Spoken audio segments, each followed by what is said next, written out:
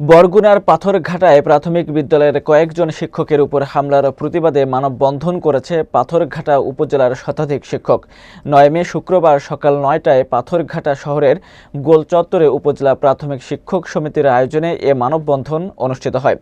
নাজমুল ইসলাম সৈকতের তথ্যচিত্রে বিস্তারিত।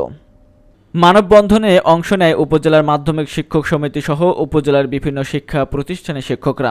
মানববন্ধনে শিক্ষকদের পক্ষ থেকে বলা হয়, সপ্তাহখানেক আগে পাথরঘাটায় প্রাথমিক বিদ্যালয়ের কয়েকজন শিক্ষকদের উপর প্রকাশ্যে হামলা চালায় কিছু সন্ত্রাসী, কিন্তু এই ঘটনায় মামলা হলেও এখনও কাউকে গ্রেফতার করা হয়নি। এ সময় হামলাকারীদের আগামী ২৪ ঘন্টার মধ্যে গ্রেফতার করার দাবি জানানো হয়। দাবি না মানলে শিক্ষা প্রতিষ্ঠান বন্ধ রাখারও হুঁশিয়ারি দেয় তারা। যারা সন্ত্রাসী করেছে, আমাদের উপর হামলা করেছে, তাদের এখনো গ্রেফতার করা হয়নি। আসলে কি করলে ওনারা খুশি হয়? আরো কি বেশি করলে ওনাদের মন ভরবে? আমরা প্রশাসনকে বলবো, আপনাদের কেন এদেরকে গ্রেফতার করতে আপনার দুর্বলতা কোথায়? আপনাদের কেন দুর্বলতা? আপনারা কেন এখন গ্রেফতার করেন না? আজ থেকে 7 থেকে 8 দিন হয়ে গেল, এখন পর্যন্ত একটি আসামিকে গ্রেফতার করতে পারেন নাই।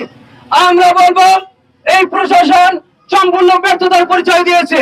সেই জন্য আজকে আমাদের এই প্রচন্ড রৌদ্রের মধ্যে রাস্তায় দাঁড়াতে হয়েছে। আমরা উল্লেখযোগ্য কোন ভূমিকা প্রশাসনের না দেখি, তাহলে আমরা